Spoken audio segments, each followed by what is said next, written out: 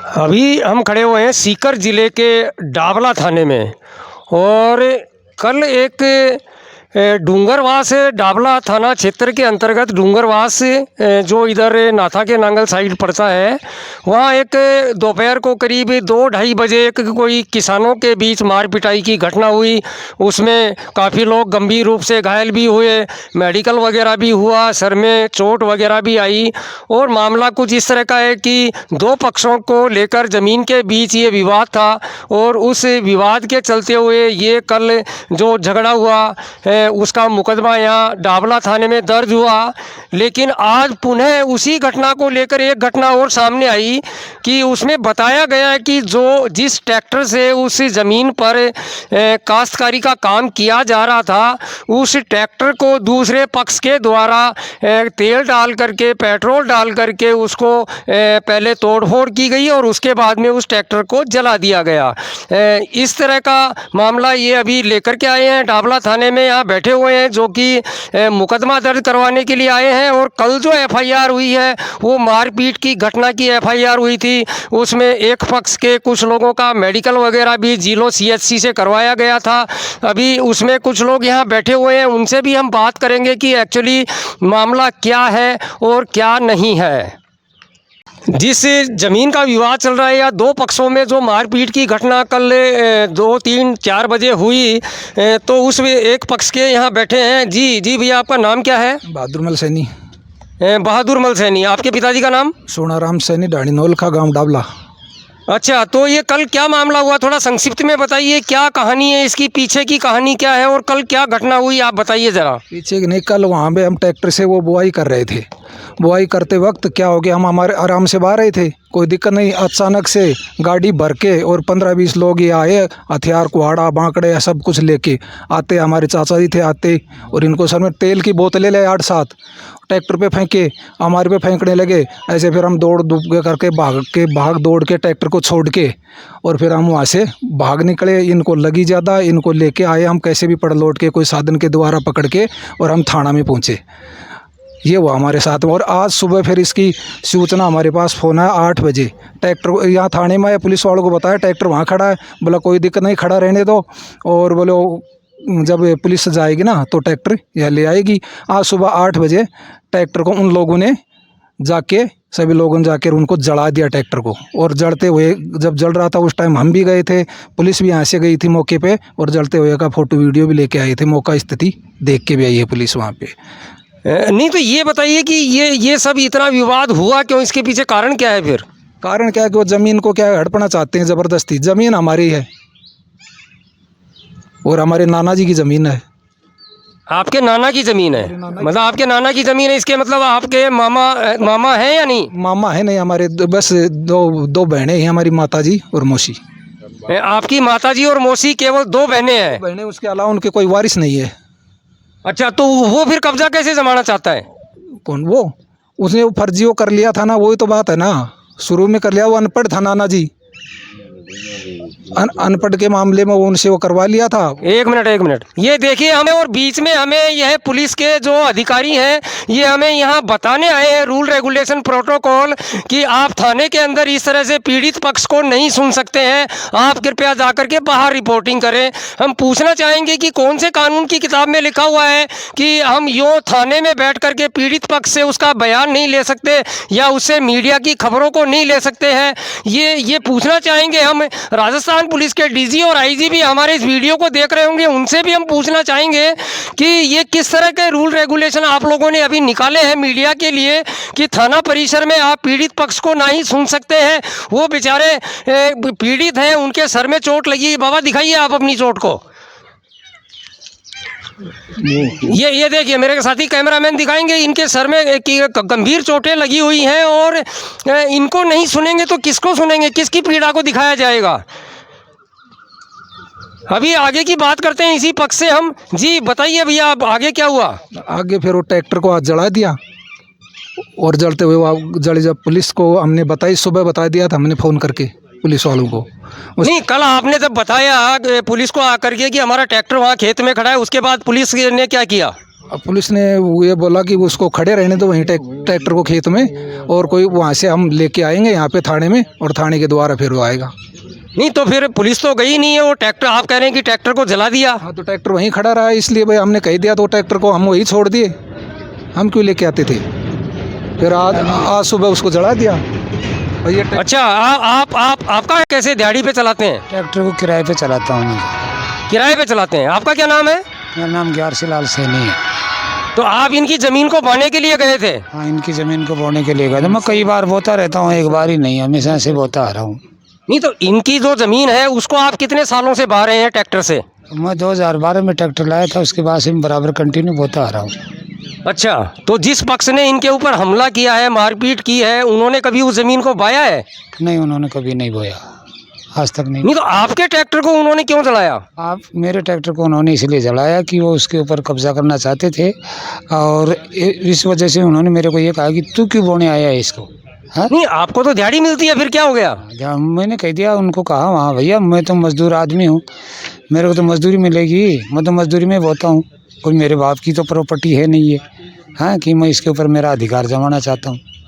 अब ये बात है। आदमी है, हमारा गांव दूर। ये अभी आप सुन रहे थे कि ये वो पक्ष है। इनका कहना है कि इनके जो नाना जी थे उनके सिर्फ 2 बेटियां थी, उनके कोई बेटा नहीं था, और स्वतः ही वो कानूनी प्रक्रिया के तहत उनकी ज़मीन जो है वो इनकी माताजी और मौसी के नाम आनी थी। लेकिन जो दूसरा पक्ष जिसने इनके साथ में मारपीट की है, उसने कहीं धोखे से इनके नाना जी जो कि अनपढ़ थे उनसे कहीं अंगूठे वगैरह लगवाए, और कोर्ट में या कचहरी में कहीं ऑफिसों में जाकर के उस ज़मीन को अपने नाम उन्होंने चढ़वाया। इन्होंने कुछ रिकॉर्ड हमें मुहैया भी करवाया है कि जिसका 2006 में एडीजे कोर्ट नीम का थाना ने फैसला जो है वो इनके पक्ष में दिया कि ज़मीन आपकी है।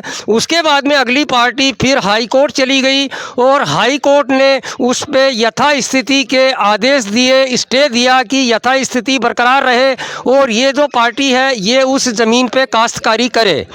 उसके बाद में 2023 में कोई कैंप लगा था, उस कैंप में फर्जी डॉक्यूमेंट पेश किए गए, और उनके बदौलत कोई लोन बैंक से अगली पार्टी ने उठाया। लेकिन मामला फिर 2024 में दिसंबर में कलेक्टर सीकर के पास गया, और उन्होंने उस केस को खारिज भी किया जाना बताया गया है। इस तरह का केस है। एक एफआईआर इनकी पहले से कल की दर्ज है, दूसरी एफआईआर करवाने के लिए अभी ये अपने हाथों में कागज़ लेकर के बैठे हैं, और इनकी एफआईआर में इन्होंने जो भी लिखा है हम बताते हैं कि 4 मई को मेरा ट्रैक्टर नरसी राम जी के खेत में बुआई करने गया था।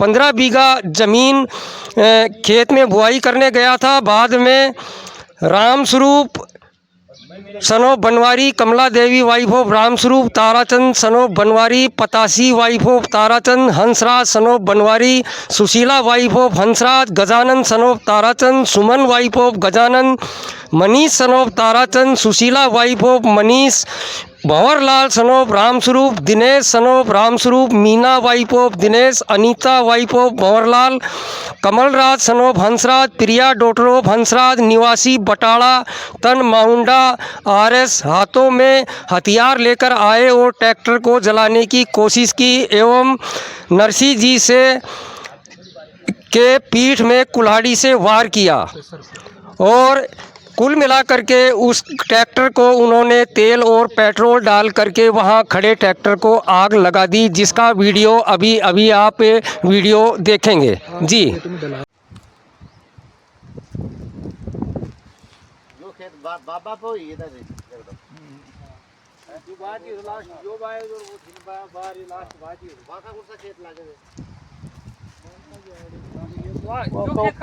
लड़ाई हुई हो यो तो बारे था लड़ाई क्या करी सुबह 8:20 पर ट्रैक्टर वहीं सुबह 8:20 पर ट्रैक्टर को जला दिया उन्होंने। और आज 5 मई को हाँ, आज 5 मई को। कल की वो लड़ाई कल हुई थी, ट्रैक्टर वहीं था वहाँ से।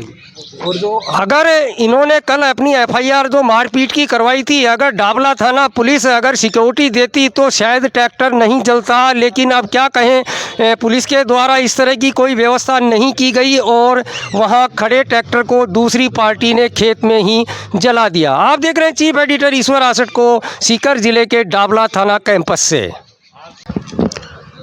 डाबला थाने में जो मामला हुआ था उसमें एक पक्ष ने मुकदमा दर्ज करवाया था और दूसरा पक्ष भी अभी यहाँ थाने में पहुँचा है डाबला, और उनसे भी जानना चाहेंगे कि उन्होंने अपना मुकदमा दर्ज करवाया है, कैसे क्या बात हुई। जी भैया, आपका नाम बताइए सबसे पहले। जी सर, मेरा नाम मनीष कुमार सैनी। थोड़ा ज़ोर से बोलिए। मनीष कुमार सैनी है मेरा नाम।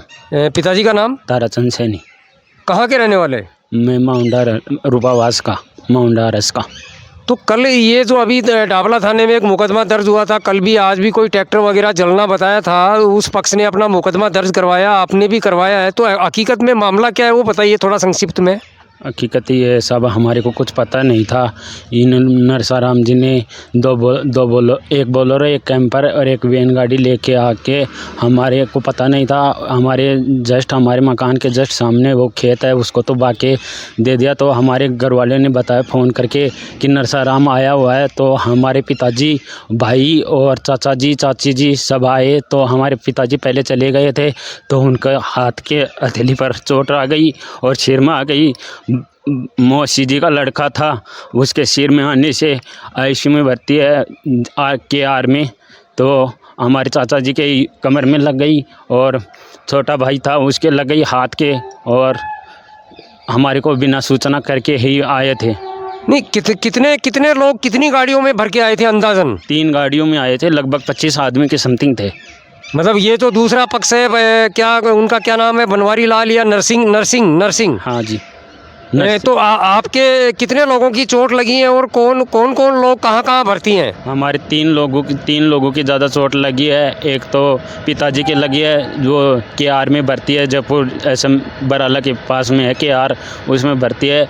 मौसी जी का लड़का है, उसके सिर में चोट लगी है, उसको ICU में भर्ती किया गया है। और एक चाची जी के हाथ की कूहनी उतर गई। नाम क्या है तीनों का? एक का तो ताराचंद जी है, एक का भंवर है, एक का सुशीला देवी है।